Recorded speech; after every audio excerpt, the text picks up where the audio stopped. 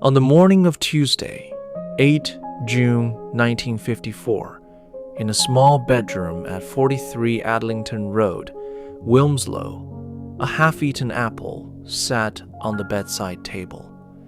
The bedroom was quiet. The curtains had not been drawn back.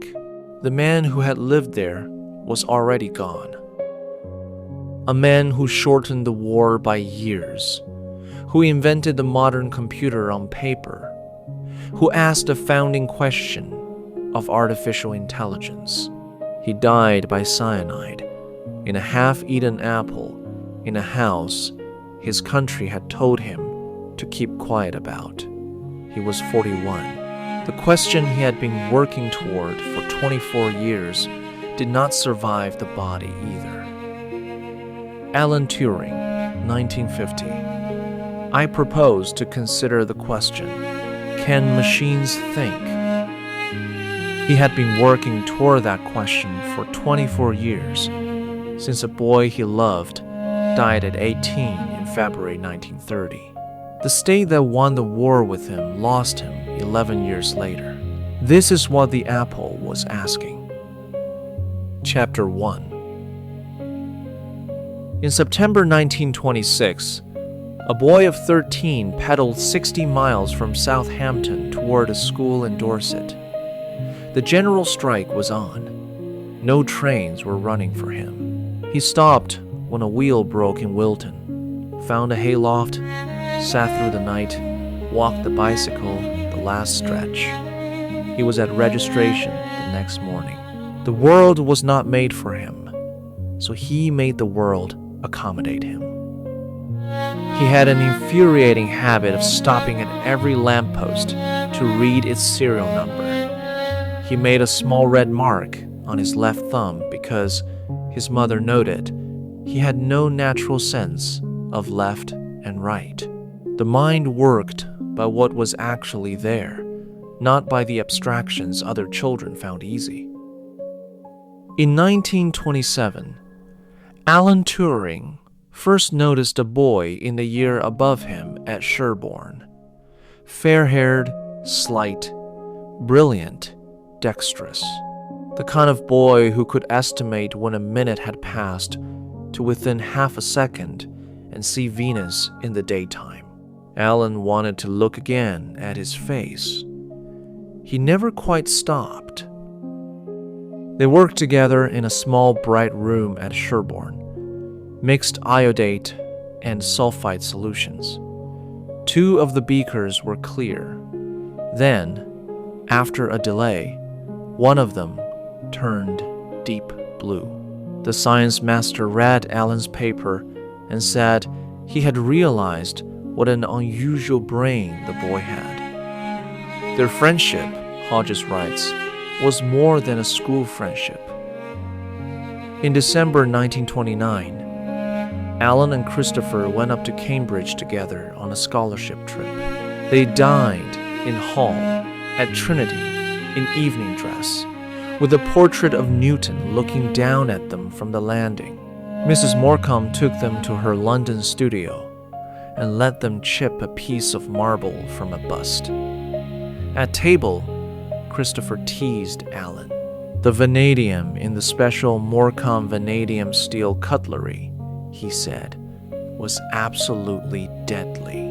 The apple sat on the polished wood between them, green-yellow, plain, almost decorative.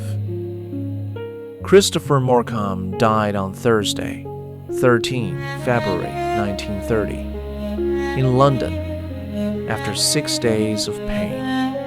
He was 18. On the day of the burial, Alan wrote to Mrs. Morecambe, "I want to say how sorry I am about Chris. During the last year, I worked with him continually, and I am sure I could not have found anywhere another companion so brilliant and yet so charming and unconceited."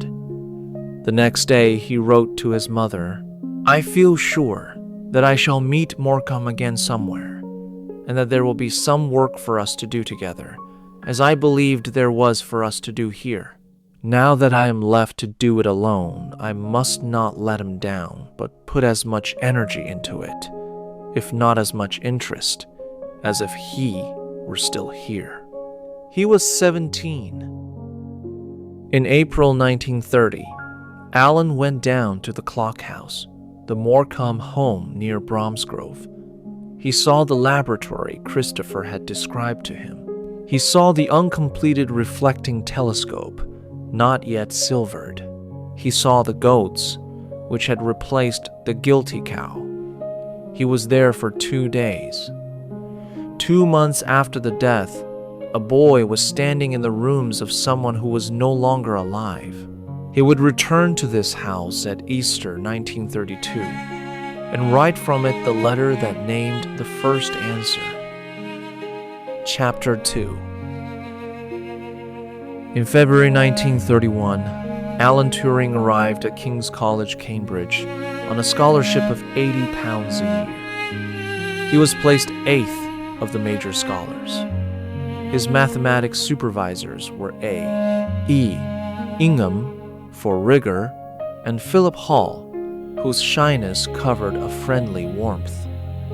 The book that began university mathematics for him was G.H. Hardy's Pure Mathematics, which he acquired that February. He was a scholar on a footing, neither prodigy nor prodigy failure. He was 19. At Easter 1932, Alan went back to the Clock House for the last time before Cambridge opened again. Mrs. Morecambe asked him, by letter, what he believed about the afterlife. He wrote out for her a passage he called Nature of Spirit. He was 20. He was working out what he could not yet bring himself to believe. On the 1st of December 1933, Alan read a paper on mathematics and logic to the Moral Science Club in his own rooms at King's. That summer, he had joined Wittgenstein's class on the foundations of mathematics. In June, on a Lake District walk with James Atkins, he made what the record calls a gentle sexual approach. At the Founders' Feast that December, an undergraduate said to him, "Don't look at me like that. I'm not a homosexual." Alan, upset, said to James, "If you want to go to bed, it'll be one-sided." The first answer to the question was already being worked out, in private, in the same rooms where mathematics was being done. On the 16th of March, 1935, Alan Turing was elected a Fellow of King's College. He was one of 46, the first of his year, and he was 22. The Sherborne Clerihew traveled back to the school. Turing must have been alluring to get made a Don so early on. The fellowship carried £300 a year for 3 years, room and board when he chose, no explicit duties. The same year, he began the work that would become the 1936 paper. Between the spring of 1935 and April 1936, he wrote Uncomputable Numbers with an application to the Entscheidungs problem. He had resolved a central question about mathematics, Hodges writes, by crashing in as an unknown and unsophisticated outsider. The paper defined a universal machine, a single machine that, by reading the descriptions of other machines placed upon its tape, could perform the equivalent of human mental activity. The work was done in the lonely evenings of computation in 1935, in a single King's room, on a single desk. On the 15th of April, 1936, Alonzo Church at Princeton independently finished the argument that the Entscheidungs problem was unsolvable. On the 31st of May, Newman wrote to Church, "His treatment, which consists in describing a machine which will grind out any computable sequence, is rather different from yours, but seems to be of great merit. The universal machine and the lambda calculus were the same answer in a different language. The chapter notes the parallel. It does not stage a debate. The 1932 letter had said that the body provides something for the spirit to look after and use. The 1936 paper said something different.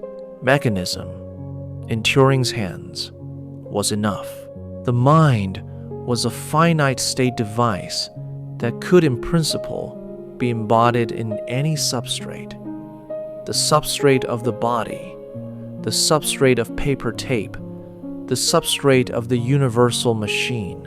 Hodges writes, Christopher Morcom had died, a second death, and computable numbers marked his passing. Alan emerged as a forceful exponent of the materialist view, and he called himself an atheist. The 1932 letter and the 1936 paper were the same posture of not pretending applied to a different claim. On the 29th of May, 1936, Alan wrote to his mother, I have just got my main paper ready and sent in. I imagine it will appear in October or November. Meanwhile, a paper has appeared in America, written by Alonzo Church, doing the same things in a different way. Mr. Newman and I have decided, however, that the method is sufficiently different to warrant the publication of my paper too. On the 23rd of September, he sailed on the Cunard liner Berengaria. He arrived in New York on the 29th, was swindled by a taxi driver, and took the train to Princeton. The 1932 letter and the 1936 paper were now in the same suitcase. Chapter 3. In September 1939, 3 days before war was declared, Alan Turing was at Bosham on Chichester Harbor with Fred Clayton and 2 refugee boys, Robert and Carl. The boys altered their watches so they would turn back in good time. The lame, as Alan said, leading the blind. A few days later, the same man would cycle to Bletchley, and the state would lock down everything about him. But on that September day, the openness was still in him, and on a quiet English harbor, it had somewhere to go. On the 4th of September 1939, Alan cycled from the Crown Inn at Shenley Brook End, 3 miles north, to the Victorian mansion at Bletchley Park. His landlady at the Crown, Mrs. Ramshaw, lamented that an able-bodied young man was not doing his bit. Sometimes he helped out in the bar. The first wave of science recruits was small. Only Turing, W.G., Welchman, and John Jeffries came from the science side. The cottage in the stables was where they began. The state had taken him. On the 25th of July 1939, at Pyry, near Warsaw, British and French representatives obtained the Polish Enigma methods from Marian Rejewski, Jerzy Różycki, and Henryk Zygalski. The Zygalski perforated sheets had worked on the pre-war Enigma and had broken when the Germans introduced 2 new rotors on the 15th of December 1938. The work the British inherited is named here and not unpacked. The Polish contribution is honored in a single beat. Turing did not invent the bomb. He designed the British version. The diagonal board, a 26 by 26 array of 676 terminals, was Gordon Welchman's invention, and it was what made the bomby a workable tool. F.W. Winterbotham called the machine like some Eastern goddess who was destined to become the Oracle of Bletchley. At work, the relays made a noise like that of 1,000 knitting needles as the switches clicked their way through the proliferating implications. The chapter does not explain the engineering. The room is enough. The sequential statistical method Turing devised to reduce the unknown wheel order was called Bunburismus. Hugh Alexander was the best Bunburist in the room. Joan Clark joined Hut 8 on the 17th of June 1940. Turing ran Hut 8 for the naval enigma. The chapter does not explain the method. It names who did the work and where. On the 1st of February 1942, the Germans introduced the four-rotor naval enigma called Shark or Triton for U-boat communications. The fourth rotor doubled the work. From this date, Hut 8 was effectively blind. The worst period of the war at sea began. Merchant shipping losses in the Atlantic ran at catastrophic levels.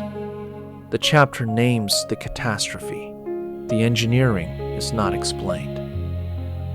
On the 30th of October 1942, the U-boat U-559 was sunk in the Mediterranean.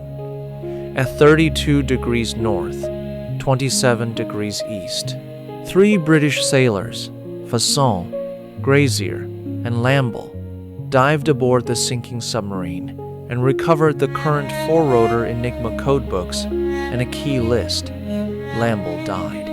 The capture of the U-559 material has been called one of the most important intelligence coups of the war.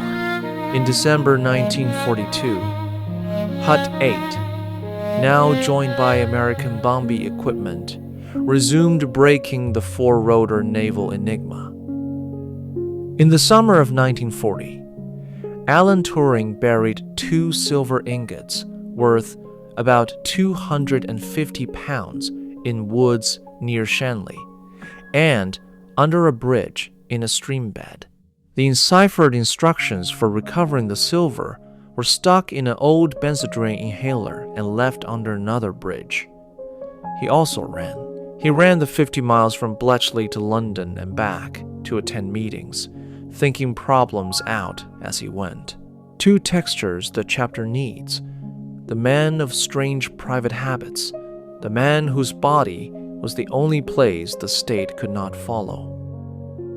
Between 1943 and 1945, at the Post Office Research Station at Dollis Hill, Alan worked with Tommy Flowers and Donald Bailey on Delilah, a secure voice system for Churchill and the generals.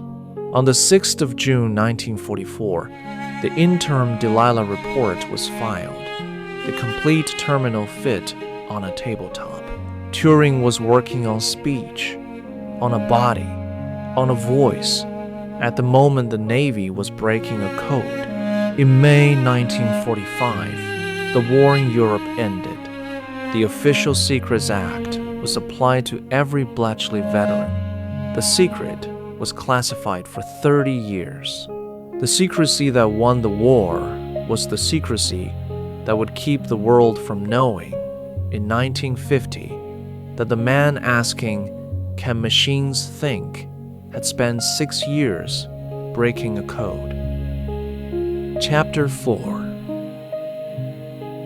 In October 1948, Alan Turing left the National Physical Laboratory for Manchester to be Deputy Director of the Computing Machine Laboratory under M.H.A. Newman. On the 21st of June, 1948, the Manchester Baby, built by F.C. Williams, Tom Kilburn, and Jeff Tutel, had run its first program 17 times. 17 equals 161. Checked by running the machine for 52 minutes. The working machine and the working mind were in the same building. The chapter notes the coincidence. It does not argue priority. In 1948, Turing wrote a paper called Intelligent Machinery, a Heretical Theory. It was the first paper to argue that machines could, in principle, exhibit intelligence. The phrase heretical theory was his own. The paper was not published in his lifetime. The mind was migrating in a single head from what is computation to what is thought. The chapter sits with that word, heretical. In October 1950, Mind published a paper called Computing Machinery and Intelligence.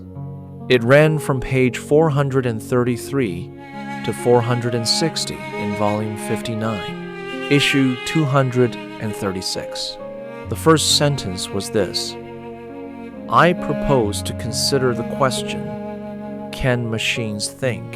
The paper proposed the imitation game. A man, a woman, and an interrogator communicating by teleprinter. Turing's prediction in the same paper: by the end of the century, the use of words will have altered so much that one will be able to speak of machines thinking without expecting to be contradicted. The first sentence is narrated, not displayed. The chapter's on-screen quote card is the religious objection response. The paper anticipated 9 objections. The theological objection, the heads in the sand objection, the mathematical objection from Gödel, the argument from consciousness, arguments from various disabilities, Lady Lovelace's objection, the argument from continuity in the nervous system, the argument from the informality of behavior, the argument from extrasensory perception. The 9th is the surprise. The question of consciousness returned in scientific dress. Turing's reply to the theological objection, on screen, verbatim. We should not be irreverently usurping his power of creating souls, any more than we are in the procreation of children. On the 15th of January, 1951, the BBC Third program broadcast a recording made the previous October. The interviewer was Christopher Strachey. The title was, Can Automatic Calculating Machines Be Said to Think? It was the broadcast where Turing answered the objections himself in his own voice in 1950. The transcript has not been fully recovered. The broadcast is the event. On the 15th of March, 1951, the Royal Society announced his election as a fellow. The letters FRS. The same week, the same mind, the same body.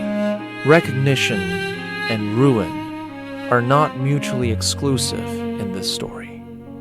The chapter holds the line. It does not linger on it. The world in 1950 did not know. The Official Secrets Act hid naval enigma. The Manchester Laboratory was a niche engineering story. The Mind paper was read as philosophy. The same man, 3 audiences, none of them in the same room. The hiding was what made the public voice possible. By accident, the secrecy that had won the war gave the man who had wanted the freedom to ask in 1950 whether a machine could think. The question stays open. Can machines think? Manchester, 1950. The mind has stopped being able to give the second answer, the answer of 1936, with the certainty it had then. The question itself is the new answer. The chapter closes on a held image, not on a quotation. Chapter 5. On the 14th of August, 1952, the Royal Society published Turing's last paper, The Chemical Basis of Morphogenesis. Two chemicals, an activator and an inhibitor, diffusing through a developing tissue at different rates, would spontaneously produce regular patterns from an initially uniform state: the leopard's spots, the zebra's stripes, the daisy's phyllotaxis. The body, in Turing's hands, was a Turing machine. The body had just been redescribed by its own future subject. 3 stages of the same mind-body project. In 1935, Turing defined what computation is. In 1950, he asked whether computation can be thinking. In 1951, he showed that bodies are computations, the structure of the mind, held in 3 frames. In 1932, the body was the spirit's instrument. The body provides something for the spirit to look after and use. In 1951, the body is the substrate of its own computation. The body has, in 20 years, gone from the spirit's instrument to the spirit's replacement. The chapter notes the rhyme. It does not explain it. Through 1948 to 1952, Alan ran with Alan Garner, a schoolboy at Manchester Grammar, who was 17 in those years. Together, Hodges writes, they ran perhaps 1,000 miles through Cheshire country lanes. The body, as the only place the state could not follow. The same motif as the wartime 50-milers, now in the years overlapping the trial. Early in 1939, in Paris, the Polish cryptanalysts gave a dinner. Jerzy Ruzicki told the table about the autumn crocus, Colchicum autumnale. It would suffice, he said slowly, weighing each word, to bite into and suck at a couple of stalks in order to attain eternity. The first time the language of poison entered the record, in 1939, in a Polish-on-Polish pun, said to the man who would die of cyanide 15 years later. The chapter notes it once. Late in December 1951, or in early January 1952, Alan met Arnold Murray outside the Regal Cinema on Oxford Road, Manchester. Murray was 19, unemployed, working class. The state would use this meeting in 12 months. The chapter names the meeting in one beat. It does not frame it. On the 23rd of January 1952, there was a burglary at Alan's house, 43 Adlington Road, Wilmslow. He reported it to the police. The investigation revealed his relationship with Arnold Murray. The state, which had been concealing his wartime work from the public for 13 years, would now use his openness against him. The body Turing had just been theorizing as a self-organizing chemical system was, in the same months, about to be chemically overwritten by the British legal system. The chapter closes on that observation. It does not labor it. Chapter 6. On the 27th of February 1952, both Alan Turing and Arnold Murray were charged with gross indecency under Section 11 of the Criminal Law Amendment Act, 1885. The act is older than the man being prosecuted under it. The state that needed him in 1942 was prosecuting him with an act from before he was born. On the 31st of March, 1952, at Knutsford Magistrates Court, both pleaded guilty. The bench gave Alan a choice: imprisonment or probation conditional on a course of synthetic estrogen, a hormone treatment. He chose the hormones. The room was small. The room was local. The prosecution was not a grand affair. It was bureaucratic. Hugh Alexander, a wartime colleague and Turing's chess partner, attempted to argue at the trial that Turing was a national asset. The argument was rejected. 61 years later, the 2013 royal pardon would concede the plea. In March or April 1952, GCHQ withdrew Alan's security clearance, ending his consultancy work. The state used 2 statutes against the same man. The Official Secrets Act to keep him silent about what he had done for the state. The 1885 Act to keep him silent about who he was. The era that won the war with him in 1942 was the era that prosecuted him in 1952. The era that needed him could not afford him. The central beat of the film dwelled in. From late March 1952 through April 1953, Alan underwent a year-long course of synthetic estrogen. His breasts grew slightly. The treatment caused impotence. The body Turing had been theorizing as a self-organizing chemical system was being chemically rewritten by the British legal system. The room, the calendar, the prescription, those are the subjects. The body is conspicuously absent from the frame. To Norman Routledge, a Cambridge philosopher friend, Alan wrote a syllogism in 1952. Turing believes machines think. Turing lies with men. Therefore, machines do not think. The chapter reads the syllogism once. It does not annotate the fallacy. In February 1953, Alan wrote again to Routledge. I might try to get a job in France, but I've also been having psychoanalysis for a few months now, and it seems to be working a bit. It's quite fun, and I think I've got a good man. 80% of the time we are working out the significance of my dreams. No time to write about logic now, the wry, unsentimental voice. The voice the chapter has been carrying.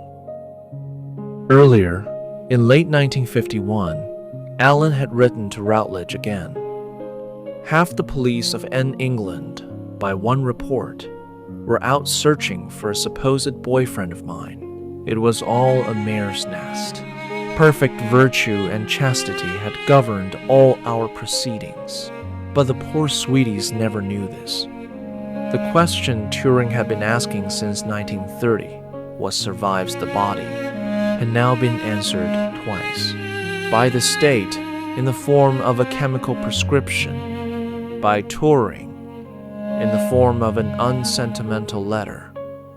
The mind and the state were arguing in different languages about the same question. Chapter 7. In 1953, Turing went back to work. He resumed his morphogenesis writing. He began writing again on quantum mechanics and on the foundations of physics. The mind had not stopped. The gray suit jacket hung on the back of the chair. The apple was not on the desk. In 1953, Franz Greenbaum became Alan's psychoanalyst. 80% of the time, Turing told Routledge, they were working out the significance of his dreams. The man who asked whether machines could think was spending 1953 working out what his unconscious meant. In November 1953, Turing read The Scarlet Pimpernel aloud to the Mathematical Society at Manchester. He was teased for it. A Cambridge don reading a Baroness Orczy romance aloud to professional mathematicians.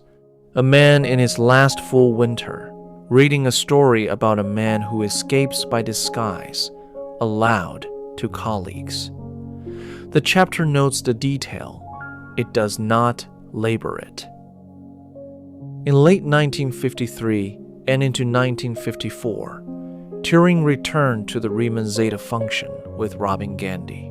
The same Royal Society grant that had started in 1939, 20 years on, was still running.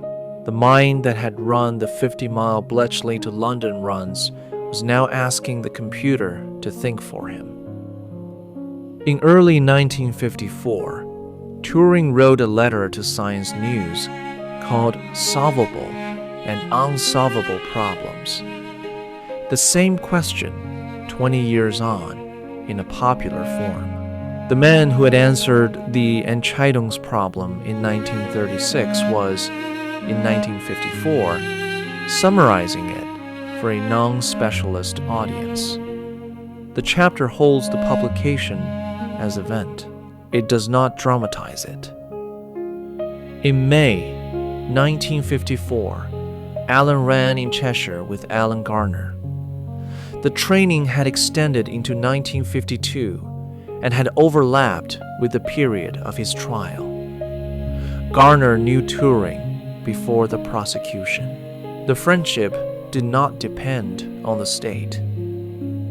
In May 1954, Alan sat with his mother at the kitchen table in Wilmslow and listed the contents of the house. Sarah Turing wanted to dispose of them. A man beginning to put his affairs in order without naming it. The inventory is held. It is not framed as a death list. On the 5th of May, 1953, the BBC Third Programme broadcast a program called Can Digital Computers Think? It was Turing's second broadcast on the question. The transcript has not been recovered. The broadcast is named here as Event. The apple returns twice in the record. In January 1937, in a depression, Alan wrote to James Atkins, "I had even thought of a scheme for ending his life. It involved an apple and electrical wiring." In December 1929, on the Cambridge scholarship trip, Christopher Morecambe had a running joke about deadly stuff. The vanadium in the Morecambe vanadium steel cutlery was, he said, absolutely deadly. The same image, returning to the same mind, 25 years apart. On the evening of Monday, the 7th of June, 1954, Alan Turing was last seen alive by Mr. and Mrs. Gibson out walking. On the morning of Tuesday, the 8th of June, his housekeeper, Mrs. S. Clayton, found him. Her letter to Sarah Turing that night, on screen, verbatim. Chapter 8. On the 10th of June, 1954, at Wilmslow, the coroner's inquest returned a verdict of suicide. The forensic chain has gaps. The police took charge of the house immediately, leaving open the possibility that there was information in official hands not made public at the inquest. B. Jack Copeland, in 2012, argued that the death was an accident, based on the cyanide chemistry Turing had been doing to electroplate gold onto spoons. Andrew Hodges, in 2014, noted the apple's connection to Snow White and the poison that had terrified Alan at his first cinema outing at age 5. Alan Garner, in 2011, confirmed that Turing was preoccupied with the apple. The honest position: the suicide verdict is the official verdict. The accident argument has standing. The answer may not be knowable.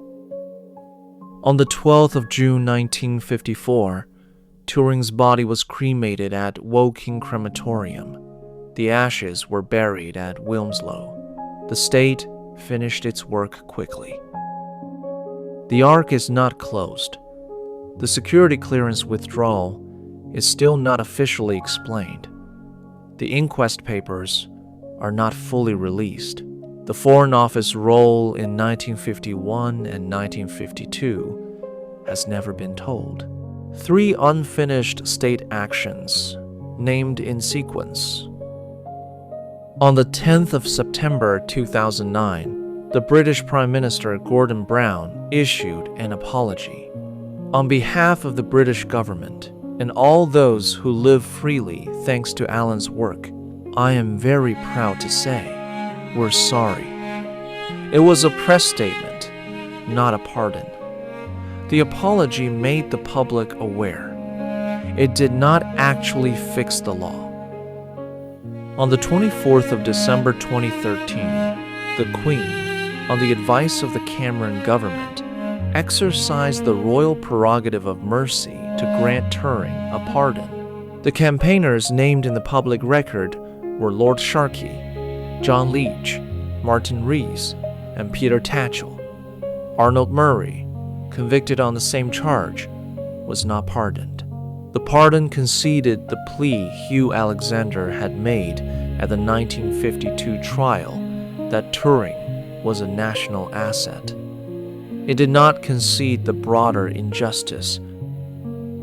Andrew Hodges, in 2014, wrote that the pardon was an act of pulling rank, which in 1952, Hugh Alexander's advocacy had not been able to achieve. But 60 years later, dressed up with the formal magic of monarchy, was widely applauded. The loop back to the 1952 trial is made once. The chapter does not make it twice. On the 31st of January 2017, the Policing and Crime Act became law.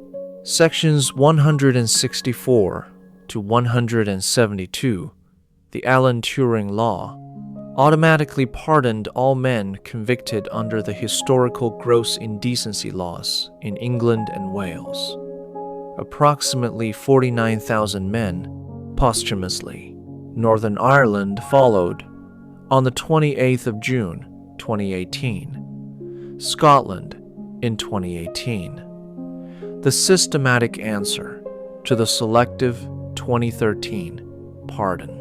The state, 61 years on, stopped singling out one man. In 2024, the Royal Mint issued a 50-pence coin commemorating Alan Turing, the currency carrying his face. 2 objects on a kitchen table decades apart, the coin and the apple. 5 answers, named in order. In 1932, spirit survives matter. In 1936, mechanism is enough. In 1950, can a machine think? The question is left open. In 1951, the body is a Turing machine. In 1954, the apple, the arc does not close. It bends. A man who lost the thing he loved most at 17 spent the rest of his life working out what the loss meant. He tried 4 answers. The 5th was the one he could not speak. The state that needed him in 1942 was the state that prosecuted him in 1952. The state that prosecuted him in 1952 took 61 years to apologize. The apology did not include Arnold Murray. The apple was the question. The state answered it. The man answered it.